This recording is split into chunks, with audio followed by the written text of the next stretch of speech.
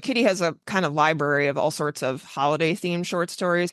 I'll try to Mm. always plug the related one that for that holiday, which doesn't always work out with all how things are going. And every time there's someone who's like, I forgot about this story. And like Right. sometimes in Mhm. the past, it would have been before we were more organized when I was able to help out. A lot of Right. times it was like, yeah, we did too. Like, Yeah. so now that I've got it more organized, I wouldn't say that happens, but the readers definitely forget.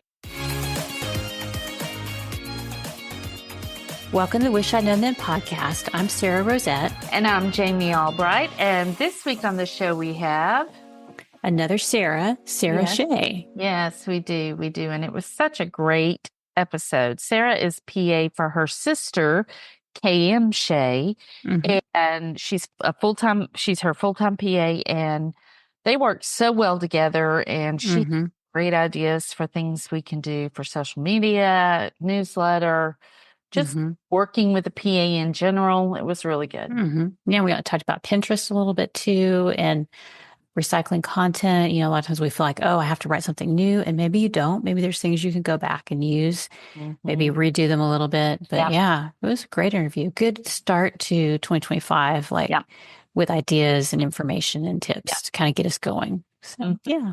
So how are you this week?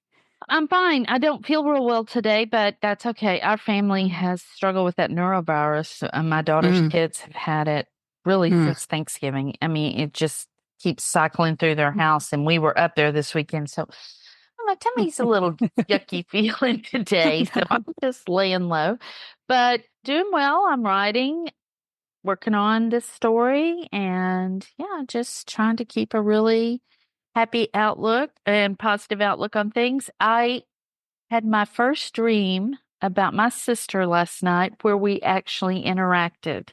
Oh, how interesting. And she wasn't sick. Oh, good. Like, I've had a couple of dreams where she was sick, and it was like I was watching what was going on. I wasn't part of what was going on. But last night we interacted. She was laughing, and I don't know. It's just done a lot for me today. I mean, even though I don't feel great, it's made my heart happy. So yeah, I mean, I know that's not writing related, but since I've bared it's mental health related, right? Exactly. It's mental health related. Yeah. So that, and let's see, is there anything else writing related? Not really. I'm just writing. That's, I think I said last week, only 3 things: trying to walk, and write and go to bed on time. Whatever on time is. That's in quotation. Go to bed on time. I mean, those are good goals to have. That's really good. That's about it, because I don't do resolutions. But, those are things I was working on before. So I'm still just working on them. Yeah. Yeah. How about you? Well, I'm working on getting all this stuff, implementing all the things, the changes that I came up with at the end of the year. Yeah. So Adriel's helping me with the inbox, and that's going pretty well. And it's nice not to have to worry about that. I know some authors, when we talked about it, there's a group, we're like, I don't know if I could do that, but it is really nice to get that off my plate. So that's good. And then one of the things that Becca talked about, she said the people that were in the phase that I was in, they need to have something fun to do. And so I thought, well, I don't know where the idea came from, but I thought, why don't I just do a podcast about K-dramas and keep it seasonal, keep the episodes short, and just interview people and ask them how they found K-dramas and what they liked, what their recommendations are. And it's been lots and lots of fun. And so it launched. I put the trailer up yesterday or the day before, did the social media for it, but I've had a blast, like creating the podcast artwork and talking to people. It's lots of fun. How I Met Your K-Drama is the name of it. And it's so cute. I mean, I just love it. So y'all listen to that. We'll put the link in the show notes. Yeah, we can do that. In the show notes. In case anyone's interested. I mean, in our podcast Facebook group, because I know there are people on here who are watching K-dramas now because of you. So yeah, true. And it's really been fun. Everybody I've emailed about it, they've all said, oh, Oh my gosh, yes. Let me know when. I'll be there. So it's been a lot of fun just to hear the reaction. Mm-hmm. Yeah. But I'm not very good at this switching back and forth. I created 2 Instagram accounts now. Mm-hmm. I'm just not going to worry about it. If I post on the wrong one with the wrong thing, it's all fine. But it's the switching accounts is not easy. I will tell you, be sure and put the link when you post it in your stories, put the link to the podcast in the stories. Mm-hmm. Yes, I need to do that. Yeah. So working on that. And that is about it for me. Let's see. Oh, I was also going to mention last week we talked about the survey and the link is in the show notes this week as well. I think we should leave it open until the 28th. The 28th or 30th of January. Mm-hmm. So that will be open. So let us know what you think about the podcast, what you'd like to see, who you want us to talk to. We still have a list from the last time we did this, and we've contacted a lot of people on the list, but we want to add to it and we want to have the people on you want to hear from. Right. Yeah. So I think that is all we've got this week. I think so too. We should get on with the interview because it's great. All right. Well, today we are super excited to talk with Sara. Sara Shea, how are you? I'm good. How are you? We are great. And we're so happy you're here. Oh, thanks. I've been listening, I don't think from the very beginning, but for a really long time. So when you asked me if I wanted to be on, I was like, yeah, I do. Well, here's the thing. We've had a bunch of technical issues at the beginning here and everything. So if you don't want to know how the sausage is made, don't work in the sausage factory. So if there were any illusions, which I doubt there were, they've been destroyed by now that we're in any way professional or good at what we do as far as the tech part goes. But we're all here ready to go. Finally. We are.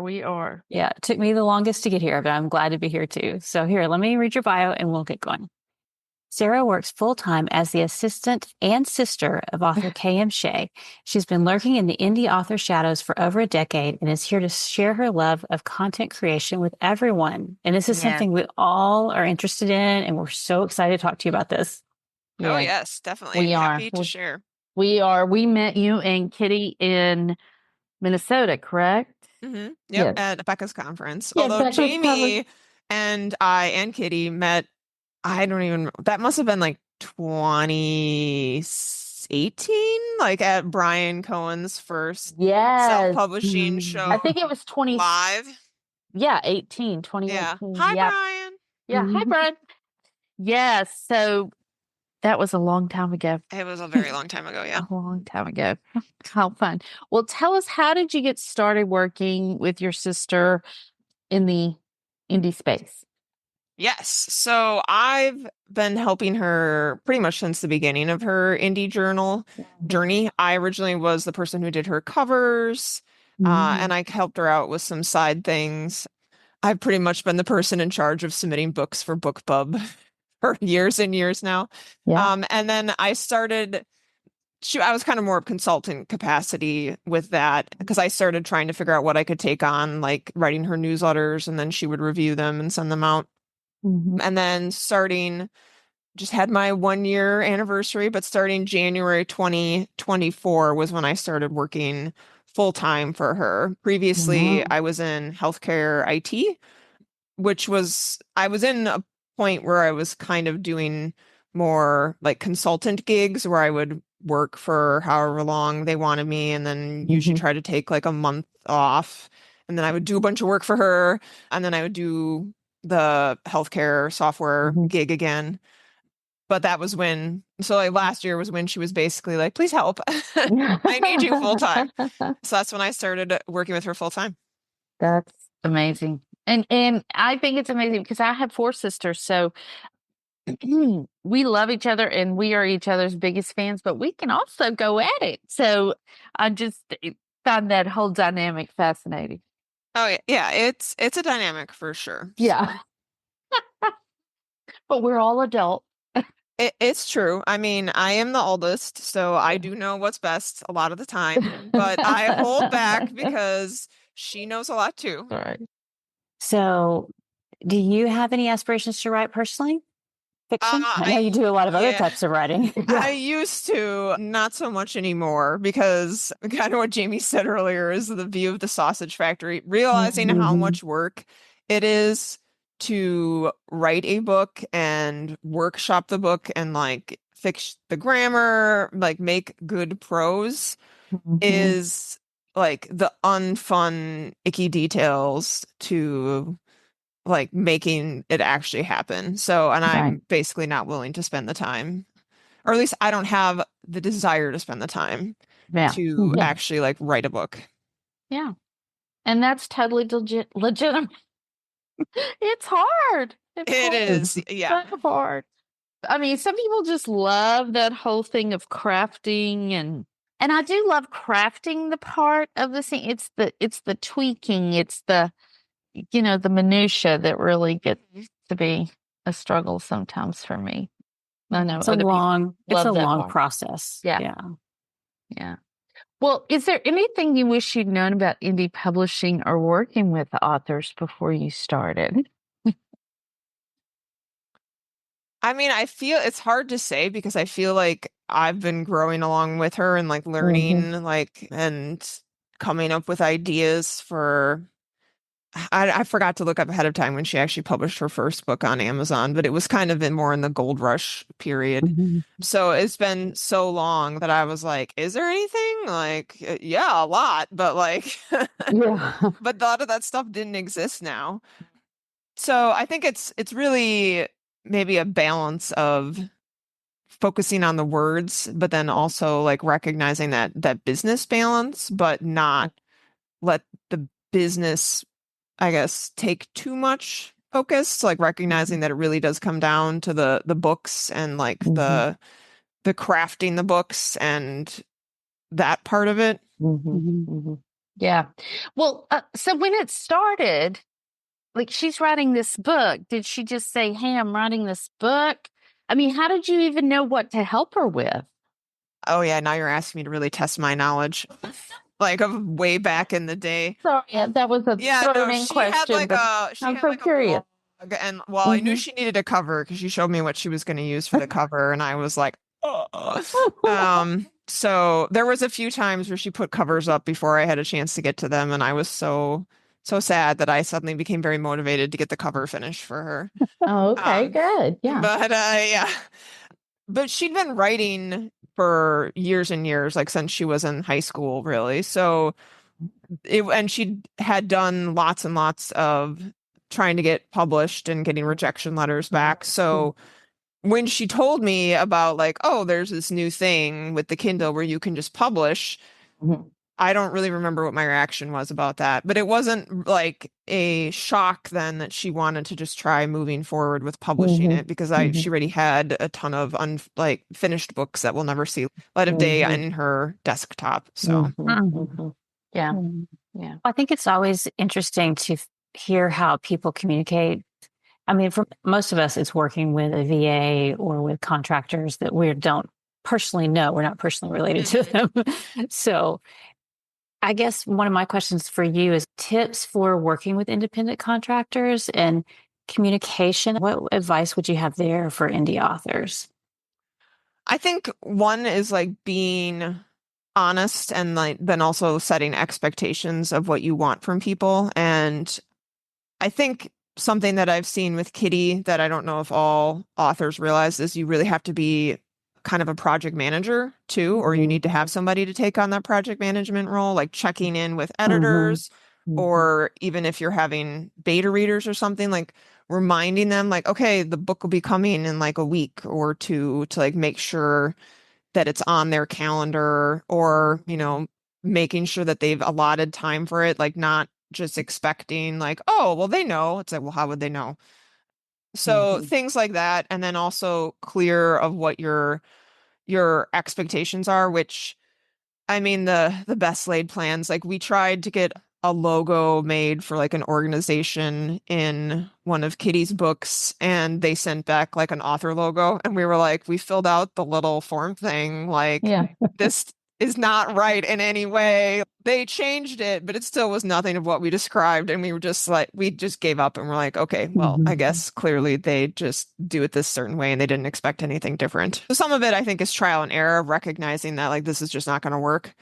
But I mean, even like with working with people on Fiverr whose first language may not be English, like just being really clear with what your expectations are, like trying to refer to examples that they've done or other people like that you, maybe even within your own books, so that way they get an idea of what you want. And then I think maybe also unleashing your inner Karen a little bit, like if it doesn't quite come out how you wanted or how kind of was your expectations were, like in terms of custom art or things like that, kind of being like, well, I thought this was going to be more detailed. And, you know, like not that you have to be rude or like push back. And again, like with the logo example, like we just were like, this is not kind of know when to cut your losses. Yeah, cut your losses. We're like, clearly this is never gonna like we're not willing to push enough, and I don't think they're interested. So here we go. Yeah, just time to move on. But I think it's great to know the things you're good at and the things you aren't good at, and then handing those things up, the things you're not good at, handing them off to someone else. I mean, you still need to be able to have those communication skills and those things to when you're dealing with a VA or PA, but having the VA or PA deal with vendors and things like that makes it a lot easier. I know that with my covers that I just did, I used a consultant, and it was, I could have done everything she did. It was just nice having her in between us, so I could be really honest with her, and then she could then filter things out if they needed to be. Mostly they didn't, but it's nice to have that.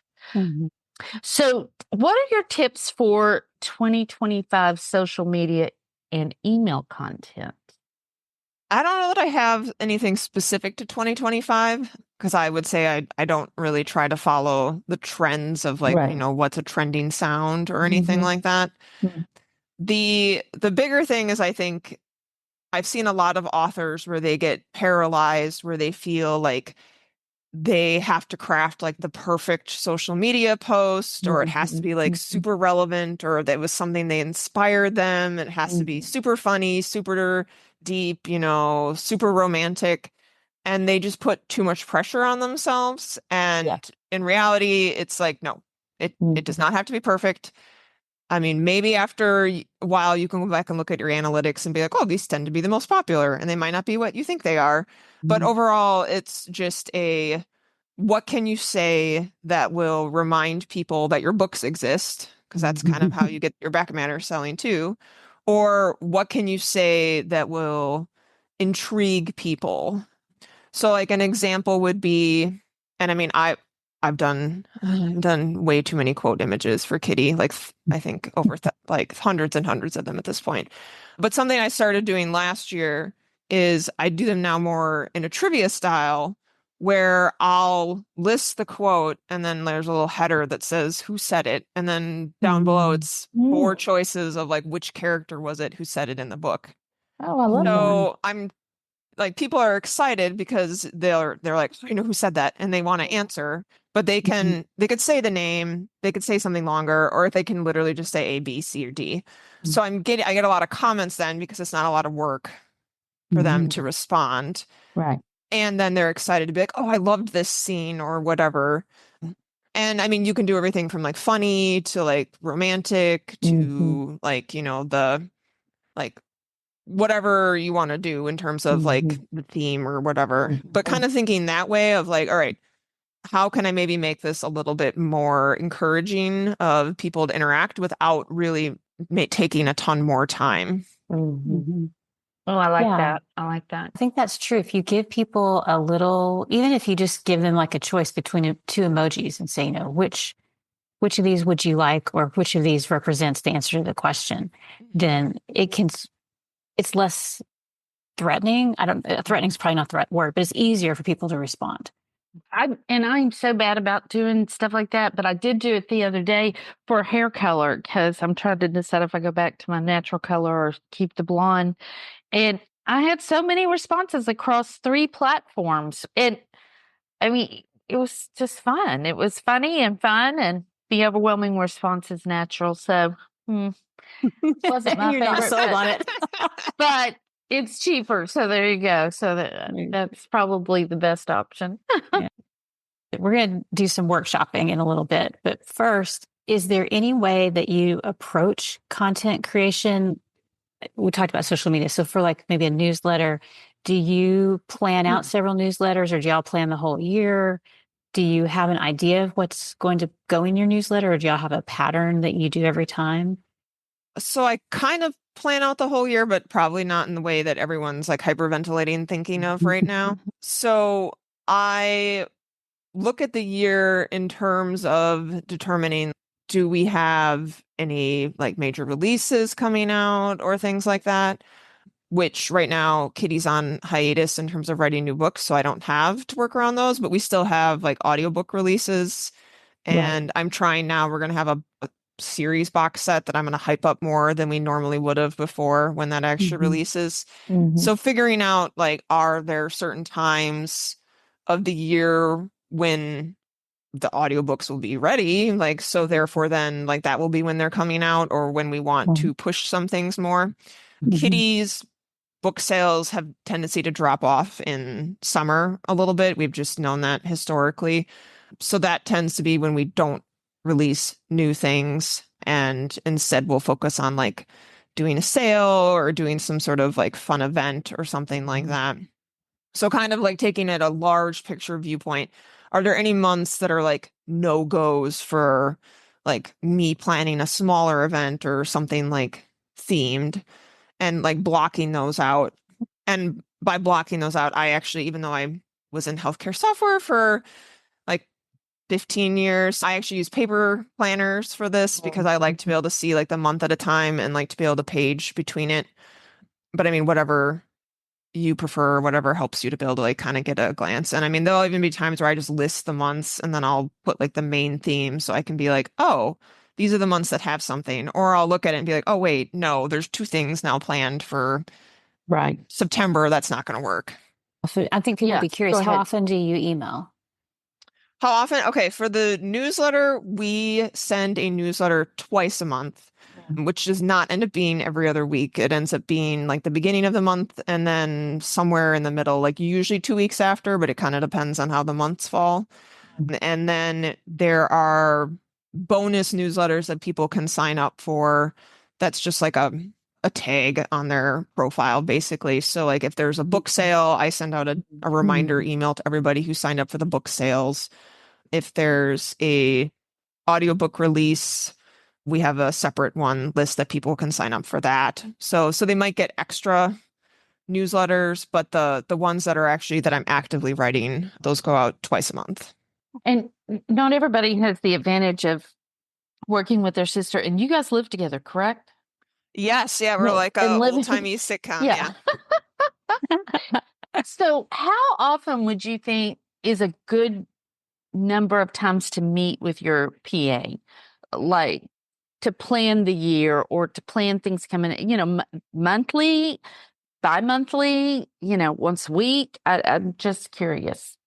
I think it kind of depends on how much you have your PA working on and how much you're doing. So we kind of like back in December is when Kenny and I kind of talked about like the year kind of at a glance. Right now, a project she's having me work on is she wants to redo the back matter. Yay, I'm sure everybody's favorite thing in her books. So I've like we'll meet like almost pretty much weekly, because then I'll work on what she asked me to change. And like now she's going to have to review what I did. You changed, yeah. Yeah. To make sure. Yeah. So, I mean, with active projects like that, she has to be more involved. I mean, it's easy because I can just ask her like one-off things like that aren't like, please review all this back matter, but I can ask her like one-off questions pretty easily since we do live together to confirm. I can just ask her those ad hoc if I have ideas. So she's pretty much put me in the driver's seat of like content. And when I say content, I don't just mean social media, because a lot of this stuff ends up in the newsletter as well. And I mean, that's where I feel like people will have a really strong personality in social media and they don't necessarily bring that over to their newsletter. And I think that's where authors are kind of selling themselves short. They could pull that over more. Right. Yeah. So talk to us about that. What tips do you have around that? Because I feel like my social media and my newsletter are two separate entities. And the other day I was like, I don't know what to put here. And I thought, let me go look and see what I posted about. And I basically just repurposed the content. So do you do things like that a lot? And what other ideas would you have? Yeah, I would definitely say you should be redoing that or like reusing between the two. I mean, it could be simple as like if you have an Instagram square graphic, like just slap that in the newsletter. It'll be fine. Like nobody's phone is going to break because it's maybe not perfectly formatted for the email size. Fun things that you can push back and forth, or even things that were exclusive for the newsletter that you could then make public, and then now you can tell everybody about them. So this is going to be a super technical example, but Kitty has a small pen name that she does like gamelit books for. And we kind of retired this column because we ran out of ideas, but for a very long time, she was doing video game vocab comics explaining, because a lot of the people reading didn't know a lot of this video game vocabulary. Right. And we now have published all of those to her website, so anybody can go and see them. And I've made graphics promoting them and like that I do, like now that they're like public, now they've kind of gone into the rotation of like, okay, a few times a year I have to remind everybody that these exist. Right. And I mean, that's again where you should reuse content that you have. And actually, I have a specific example for this. Okay, So I know, Sarah, you have talked about doing printables in the past. And were those like year specific, like calendar things, or were they more general that you could reuse? Some of them were calendars that were specific to the year, but others were just printables for keeping a reading list, things like that. And those could be reused. And the calendars even could be reused with a little, tweaking. Yeah, you'd have to rake new ones, but yeah. But for something like that, like a reading list, like that would be the type of thing where I would say you should maybe look at your content for the year and be like, all right, when am I going to talk about this? Like, I have to make sure I remind people this exists. And like now, and that should go in both the newsletter and social media. And now you don't have anything else to talk about that time. Right. So, and Jamie, I know that you have put a lot in the past, like really, really funny stories in your newsletter, but some of those are years old. And have you ever gone back and gotten them and then retold them again? I actually am about to do that. I really was thinking, I'm going to redo that because they're years old. Yes. Also, I have taken, especially when I inadvertently got the glow in the dark nails, I made a TikTok about that, and I took the video from that and put it in my newsletter, and people loved it. I mean, I got more clicks on that thing that I have gotten in forever. So yeah, people do love it when you repurpose stuff like that. Yeah. And I mean, if somebody were to respond and be like, you said this story 3 years ago, why are you saying it again? Like, I mean, at that point, then it's like, maybe you should unsubscribe because. Right, exactly. Because I think you need some counseling person. Like, if this maybe you're a little too invested in this author's life. I mean, in reality, nobody would say that. But if they did, it'd be like, maybe you need to chill. Exactly. And what you post on social media, not everybody's going to see. So by sending that in your newsletter or vice versa, you're just multiplying the amount of eyes that are going to be able to see it. Yeah. 100%. And I mean, Kitty has a kind of library of all sorts of holiday themed short stories. I'll try to always plug the related one for that holiday, which doesn't always work out with how things are going. And every time there's someone who's like, I forgot about this story. And like sometimes in the past, it would have been before we were more organized when I was able to help out. A lot of times it was like, yeah, we did too. Like, so now that I've got it more organized, I wouldn't say that happens, but the readers definitely forget because I mean, it's been like, how much do they read? And if it's been a year or two, like they don't remember. And I mean, same thing with social media. Like you don't have to make new graphics every single year for this stuff. Like no one's going to go back through your Instagram. No, and they get so many newsletters anyway. Well, should we workshop a little bit more ideas for maybe rom-coms and historical mysteries? Do y'all want to do that at this point? Sure. Yeah. Okay. Sounds good. right. I think we'll try to kind of do you both simultaneous because these are kind of like basic questions everybody should do when they're looking at their books. So the first thing would be to make your asset list, which would be, yes, like what are your books that are published in the retailers, but then also like, do they have audiobooks? Are those audiobooks on Audible? So you have promo codes that you can use, or do you have the book funnel plan so you could load them up on book funnel so they could be free because they're wide? Or do you have some other way to give them away free?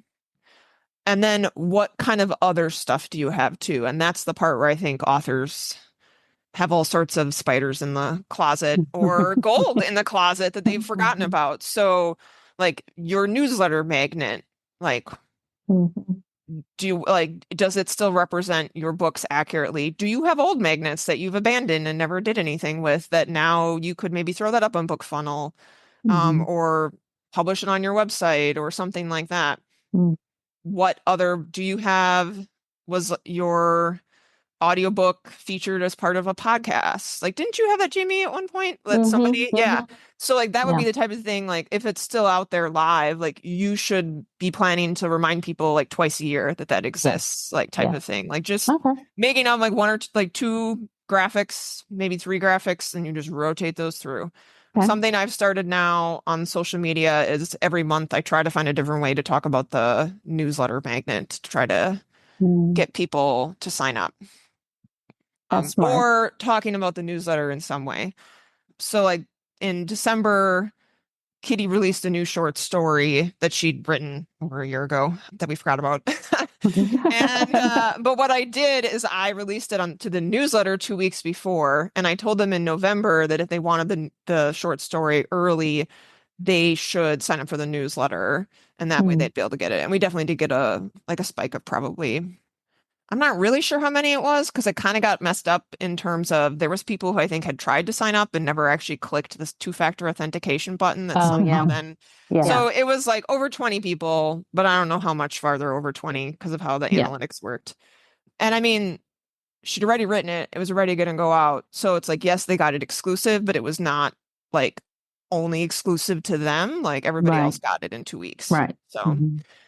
Or like I know oftentimes there'll be authors who feel like they should unpublish books that, I mean, if it's a completely different genre than what you write now, then I'm kind of like, okay, go for it. But where the unpublished kind of like they're donkeys, to use the Elena Johnson term. And I understand that, but then you should probably slap it up on BookFunnel and just send it out to your newsletter as a freebie. Yeah. And then remind them of it a couple times a year. Because it's like you did all that work to write it.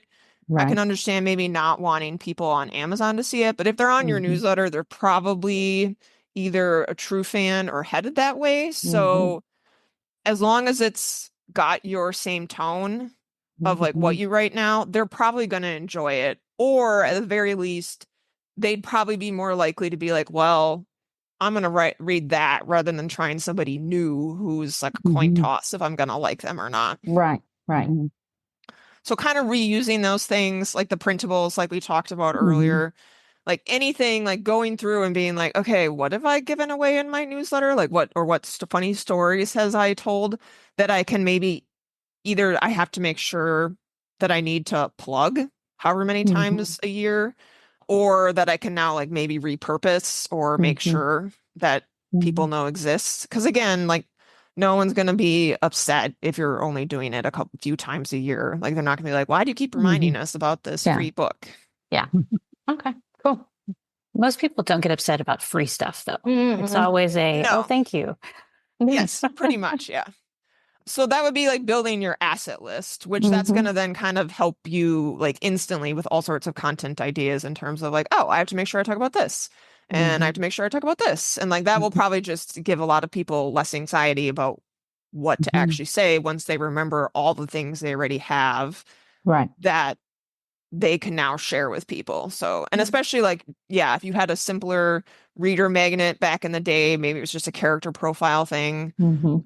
Like, did you just leave that now to collect dust? Like people probably would still like to see it.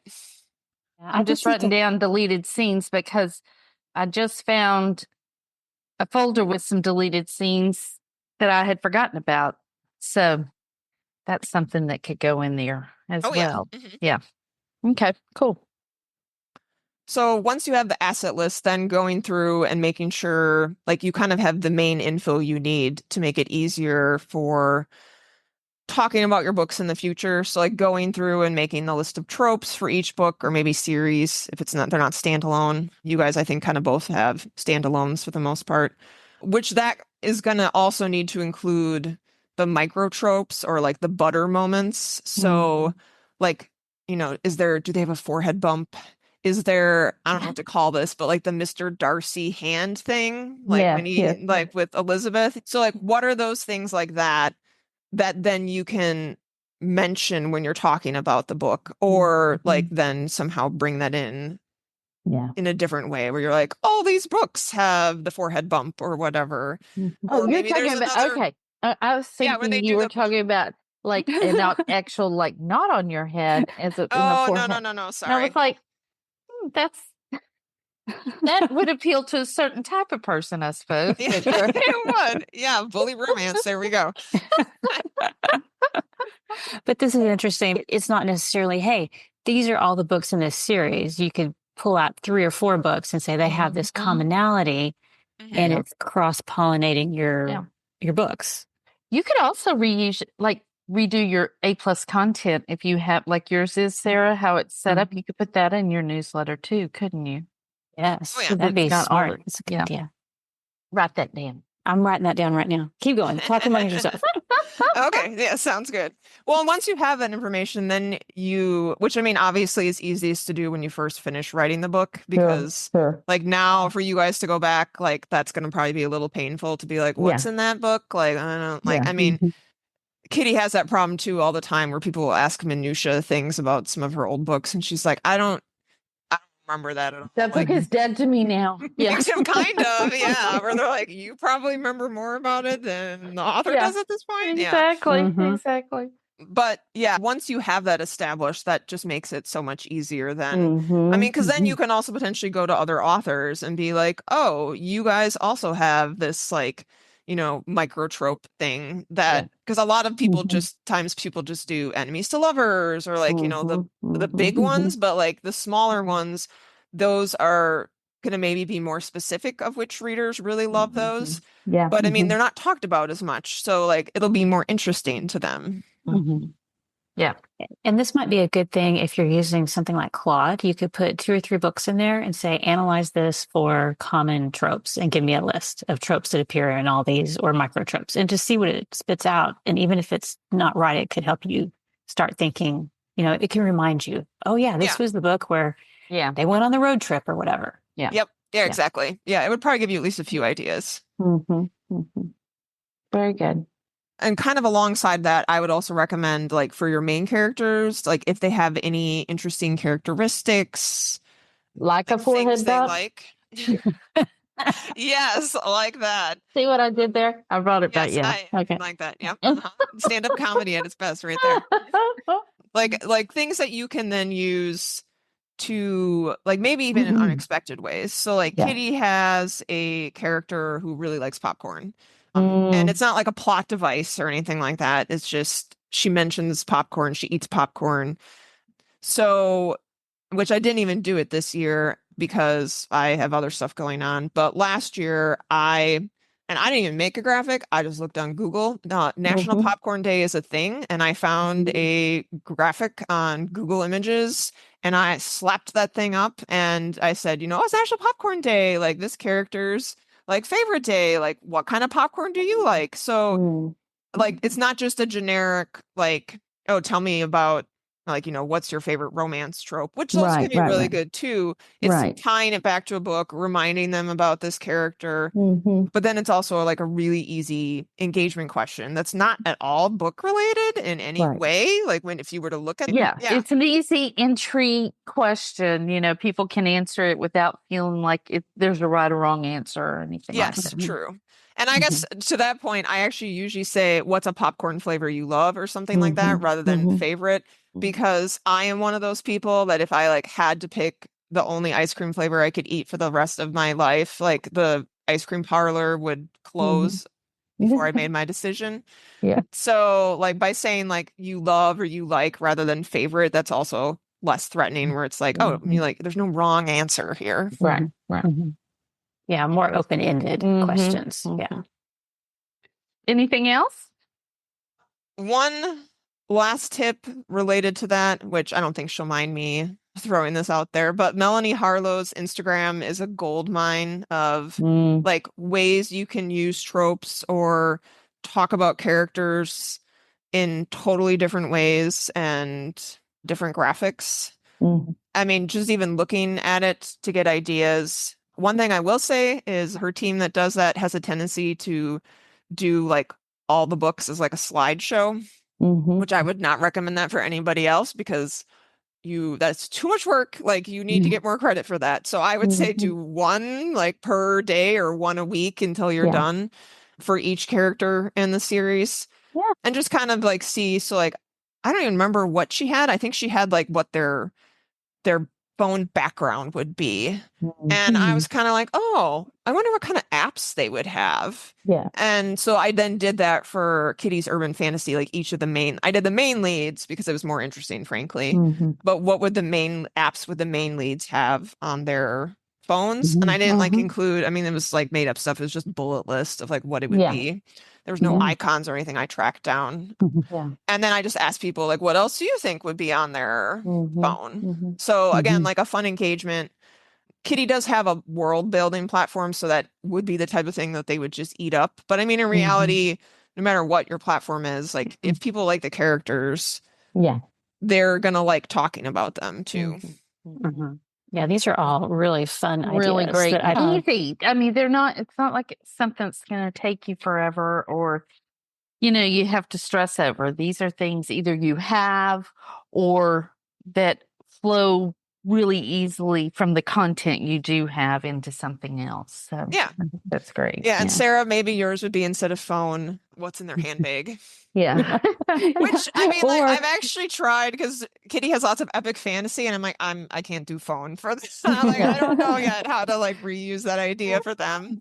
Or it could be something like, what do you think women carried in their handbags in the 1920s? Because, I'm sure I could find some list or article and we could talk about whether or not, things like a handkerchief, people don't carry that anymore, things like that. So that could be fun. But I mean, also like, what would your character have that would be different from like the typical lady too? Yeah. Yes. Or you could do a comparison of now and then.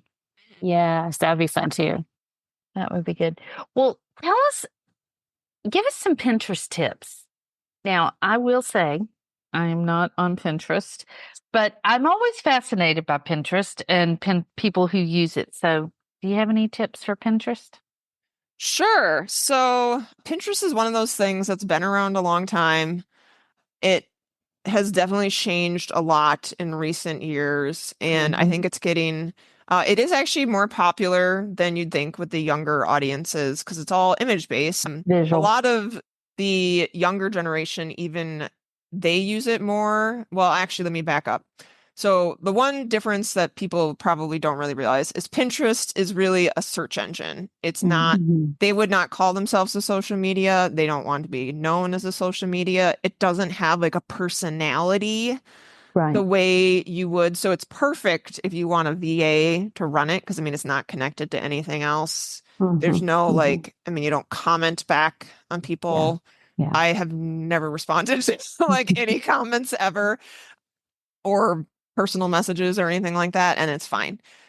So, but because it's a search engine, your content kind of, they say it like lasts about a month, which is way longer than anything else. But in my experience, like depending on what kind of keywords you want and if it's something people are really searching for, it can last like we still have stuff that comes up like years later as being popular. And I also think of Pinterest as kind of like a compost bin where like stuff you're doing elsewhere, like you can repost to Pinterest. So that's true. The one thing I will say is that it used to be like a thing where you just like repost the same pin like over and over again. That is not like they do not like that anymore. you can make a different image that links to the same link and like maybe a slightly different description. So you can definitely do that where like you could link to the same, like you could link to your book.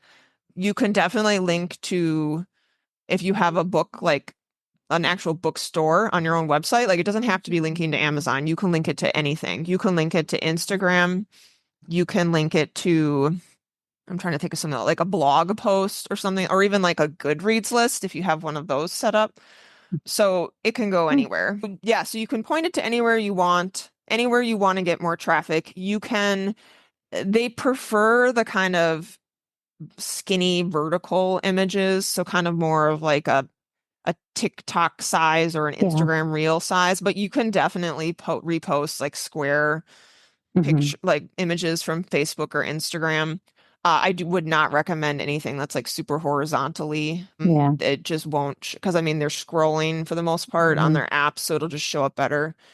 But yeah, so like things that you're taking, I haven't really been able to get like more recent information. Like I think it's still the recommendation is like if you're consistent, like if you can schedule them, but like if you're posting every day, that supposedly helps. I think if you were like, well, this is all I can handle, if you just wanted to mass upload everything like every month or two, like I mean, it would still help. It wouldn't necessarily, like, I mean, maybe it would be more productive or more effective if you did it one a day, but like I don't know. Like so much has changed because there's also been like an influx of a lot of like bloggers and stuff going to Pinterest more because Google's been so weird in the last 6 months with like the results it shows you, like showing Reddit and things like that first, that they're having to go to Pinterest to try to kind of get their like traffic back. But yeah, I've definitely heard of people, just even like Instagrammers who will repost to Pinterest and they get more like they get more views and things on their work there. Because again, it's really down to the what kind of keywords did you use? And I mean, like, are you posting content that people are going to be interested in? So the ones that I mentioned that we are years old that we're getting views on still, those are for the most part blog posts where it was like, oh, Sleeping Beauty fairy tale retellings. Like, and so I mean, like those are like dynamite keyword searches. And like the graphics from back then, and it points to the blog post that, oh, Kitty happens to have a Sleeping Beauty retelling. And so that one's number one. But then there are like, 10 to 15 other ones that the readers helped me come up with because I wouldn't be able to come up with that many myself.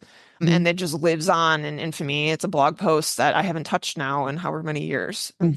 So it's a kind of low key way of getting traffic on your book. But I mean, you could also do it where it just points directly to a like book entry page, like potentially. So yeah, that was one of my questions. It seems like a lot of the ones that I've seen for books are kind of roundup posts. They'll have the image and there'll be 4 or 5, maybe 8 or 10 book covers to give you a summary of, hey, do you like this type of book? Here's 10 of this kind. And then maybe you just include yours in that listing. And then it would go, would you link it to like the blog post or your I think a site or blog something? post would be better because I mean, depending on the image, they might feel kind of baited and switched if you just dumped them on the Amazon page. But like, so yeah, I think you're talking about like if you liked Harry Potter, you should read like these books type thing. Yeah. Usually those are like going to a blog post, typically not and I mean like for the ones I have, I just list them. Like I'm not including their description. I haven't read these books. I'm not reviewing them. And I mean even the other ones that if you try to like just search for like, I mean, you can experiment with your own genre, just searching on Pinterest and see what comes up. Because going to look at some of them, I'm like, oh, good. I want to know like if these are actually popular. And then I'm reading through it, and they have a billion ads on this blog, Yes, and you don't really want to link to they that. didn't actually read any of these. I think they literally just like typed, rom-com or whatever into Amazon and just picked the first 4 that show up. So even if you're actually including ones that are more relevant, like that'll just automatically make people more likely to be like, oh. Yeah. Well, and then the hashtags or keywords, those are still in use, right? You can still put those at the end of. You can put hashtags in. It's not as big of a deal as it used to be. You can just straight up like include like, paranormal romance, cozy mystery. at like in the like what I typically do is I'll like include kind of more of the description, and there is a character limit, but it's pretty high. And then at the bottom is where I'll kind of go a little crazy, where I'll be like, urban fantasy, paranormal romance, and vampires, werewolves, or whatever, like with space between each word, and then it will search and find it because it does search both the description and the title. Okay, that's good to know. Yeah, it's changed a lot in the last few years. It seems like kind of swung one way, maybe towards trying to be a little bit more like a social media platform, and now that it's kind of coming back. So that's good to know. I think because being a search engine type site with lots of information is its strength. Yes. And I mean, recognizing that like people for the most part are going to find your pins. They're not necessarily going to jump up to like your board. So like I've seen where authors will do like these beautiful constructions of like, I don't remember where I even saw this one, but it was like a historical author and they had this like, wigs of whatever century or decade probably. And that would be maybe something that then you could share. Like, only do that if that's something you really like to do, because that's the type of thing that, like, because then each one of them like linked to like some sort of historical museum page or something like that. And it's like do not spend a lot of time doing that unless you enjoy doing that or you did it as part of like research for one of your books. And then now you can share it in your newsletter or something like that, and they can also enjoy it, because those are all going to places that are not yours. So you're not benefiting from the traffic. So instead, trying to figure out like, how can I get them to go to my stuff? So like I have a board that's free videos on or free audiobooks on YouTube. And in there is a bunch of the like we don't actually have full audiobooks, they're shorts for Kitty that are on YouTube. So like hers are in there, but they're sprinkled in with a bunch of other ones that I found for authors that I knew the readers already liked, that they actually have real audiobooks, like full audiobooks available. So if someone were to actually like go find my board, they would also see the other ones. But in general, it then makes Pinterest be like, oh, look, like they really like this, like, some of this content is really popular. I should show it to more people. So even though not all of those are actually controlled by me, I consider that like a like sort of ninja way of including my content in a way on Pinterest that's like not buy my book type thing. Because you're also giving. You're saying here's this book and here's some other ones like it, and then you're giving them more than just the single book. You're giving them more options, which I think is great. Yeah. So, and I made 3 different versions of the images, so that way I can pin it 3 times. And there you go. So with something like that, you're not linking to the YouTube, like a YouTube playlist. Well, for each one, it goes to whichever one it is. So like, I think there's like a Courtney Pearson one I found, like that one, it goes directly to that video. So like when they click on it, like the image shows Courtney Pearson's, they click on it, it goes to that YouTube. Yeah. And then like if they actually were to view the board, there would be like, I think there's like 100 of them up right now, all the different images, and kitties are sprinkled within there. Nice. That's a good plan. That is a very good plan. I still have some boards that I kind of pinned to that are like, DIY book ideas and things like that, that I'm like, I don't really know if it's like worth it to do these anymore, but I kind of have them. So I'm just going to keep them. Like now they're at a point where every once in a while I'll mention them then on social media.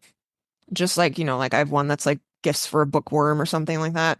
Again, like those we don't really like. Occasionally we've done a blog post of like, oh, here's some bookish gifts, but we haven't really done those. So I'm kind of like, I don't know that I'd recommend that for anybody trying to start with Pinterest, because I don't really know that it actually, like, I mean, if you look at Kitty's board, she has thousands and thousands of pins and lots of followers, but I don't really know that majority of those are leading to book sales. I think they're there because they want to see the fairy tale wedding pins I did or whatever. Yeah. Well, that's really great. Thank you for sharing those ideas. We appreciate it so much. Oh, you're welcome. Yeah, I feel like Pinterest is definitely underutilized by authors. I mean, at a minimum, you should put graphics of your book covers, like make a board that's just like my books, and then put up like whatever you're willing to share, like size, because probably honestly the full size would be too big for Pinterest. But I mean, those are vertically, Pinterest will like that. Like just your book cover, you don't have to fancy put it in Canva or anything. And then like the keywords, tropes, like I don't, there's probably not gonna be enough room to also include your description with the character limit, but make sure that's up there, because if you don't put your book covers up, readers will, and it'll be a blurry pixelated thingy that they then have like they've pinned to their own like books I love like board, and it'll just be atrocious looking. So at least put up your own board and make sure your readers know that it's there so they can just repin it to theirs if they want to. Oh, okay. Right. Or I mean, if they're searching, then if like someone's searching like enemies to lovers, like now that will potentially pop up, or at least it has the option to pop up, which if your reader did it, they would probably be like, they'd probably almost make it blank where it'd have like some weird title of like book, like book I read in September or something like that. Yeah, exactly. It will never show up for anybody else in a helpful way. So set your books up for success, and then at least then they have a fighting chance. That's great. That's some great tips. Well, tell everybody where they can find out more about you, more about Kitty's books, all that stuff. There is nowhere you can find out more about me. I am an enigma. But seriously, like I have more work than I can handle with Kitty, so I am not willing to help anybody else out in terms of like assistant work or anything like that. But yeah, Kitty's books, she has a website. Last year we went through a like complete overhaul. So don't anybody look at Kitty's website and think that's what your author website needs to look like. It's been a long process to get it to this point. But kmshea.com is her website, and that has links to all the social media, including Pinterest, if you want to like go see what you've done. Ideas. Yeah, that'd be great. So, and then my Instagram, which is basically my Melanie Harlow ripoff. Which that is something I did. I did serious CPR on her Instagram account last year and brought it back from the dead. So that was another thing that now I pretty much just post the same thing to Facebook and Instagram. Like it's just mirrored, but nice. Yeah. Well, that's what we call inspiration. You're just getting inspiration. Yes, it is. And putting your own spin on it. All right, we will have. Melanie is inspirational for sure. Oh, she is. Yeah. Yeah. Yes. We will have all those links in the show notes. Thank you for being here. And we really appreciate it. Yeah, I think this will give some great ideas. Yeah, I'm hoping it can take some of the stress out for people. Yeah. But also, I don't want anybody to have to feel the like, oh no, what am I going to say like this week, this month in the newsletter, like kind of getting those ideas so that way you're ready.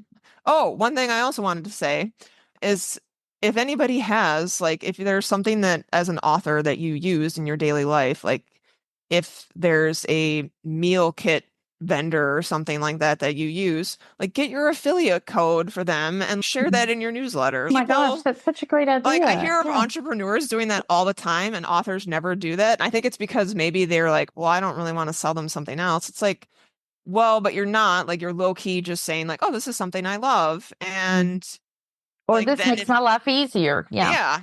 And if it like, it's kind of a low key way of sharing about yourself, but also like then if they're interested, they could sign up and they don't have to.